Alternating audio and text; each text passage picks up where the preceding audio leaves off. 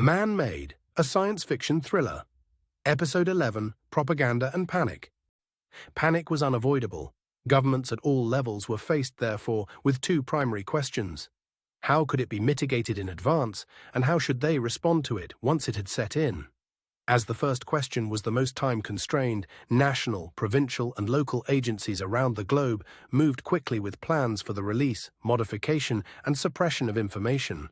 In societies with a free press, the government had little means of withholding news, so the best practice, since they usually had the story sooner than reporters, was to preload the public with biased perspectives before the facts were received. In this way, the response would be tempered by the points of view already provided, which greased the wheels of mass psychology to flow in preferred directions. In the United States, for example, even before the broadcast from the International Space Station had reached consumer screens, the proto-narrative that a horrible event had transpired in Western Europe and decimated several countries before plunging into the sea was distributed, including the tag that rescue efforts were currently underway.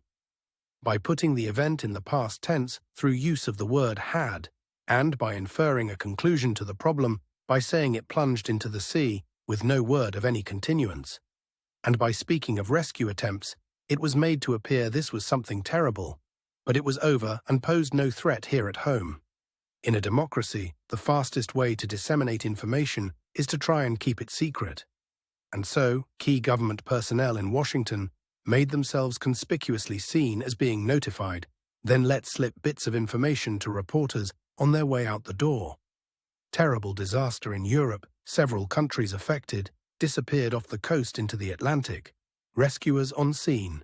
These intentionally leaked leads were instantly picked up by the press, and programs everywhere were interrupted with the news.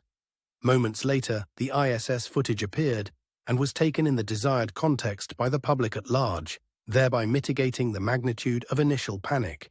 Even later, when the larger extent of the disaster and its growing danger worldwide began to emerge, the proto-narrative had been so well crafted that it did not include any outright falsehoods and appeared as no more than incomplete information at the leading edge of an unfolding tragedy. In this way, the initial impact of the event was blunted. The public was now slightly anesthetized to future reports, and the government maintained its credibility, especially since it had not yet commented officially. In nations with more control over the press, such as China, communications officials immediately pulled the plug on all international media connections, from television and radio to internet and phone. Satellite phones were already illegal in China. A cover story was released blaming the disruption on a viral attack from the West. Once the Chinese government later learned from the event network that the disturbance would circle the globe in 24 hours, it was determined that the cover story could easily hold that long, with no need to update or replace it, as by the time it wore thin, the event would already be there. In nations that exerted even more control over international internal communications, such as North Korea, they needed to take no action at all, since news never flowed across the borders and only very slowly within them.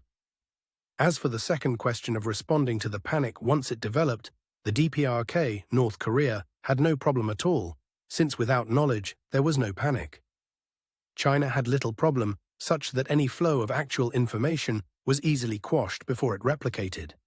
But in nations fostering a free press, panic was not only a threat to the populace, but to the ability of the governments to enact preparations for surviving the aftermath. Their approach was threefold. First, all off-duty local law enforcement personnel were called in. As the temper of the masses worsened, the National Guard, mid-range response units in most democratic nations, which had already been called up and stationed where the need was expected to be greatest, would be deployed. And finally, martial law would be declared, allowing the military to take control of the populace and maintain order.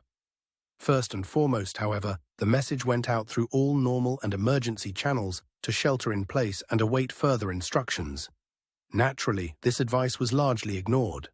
Though some did remain at their jobs or in their homes, most gathered their families together and then went in search of disaster supplies. Food was bought indiscriminately in huge quantities and purchased in riotous frenzy until store shelves were emptied. Fights broke out amidst shootings and lootings with such frequency that local law enforcement was completely overwhelmed. due in large part to the majority of officers having left their posts to care for their own families. End.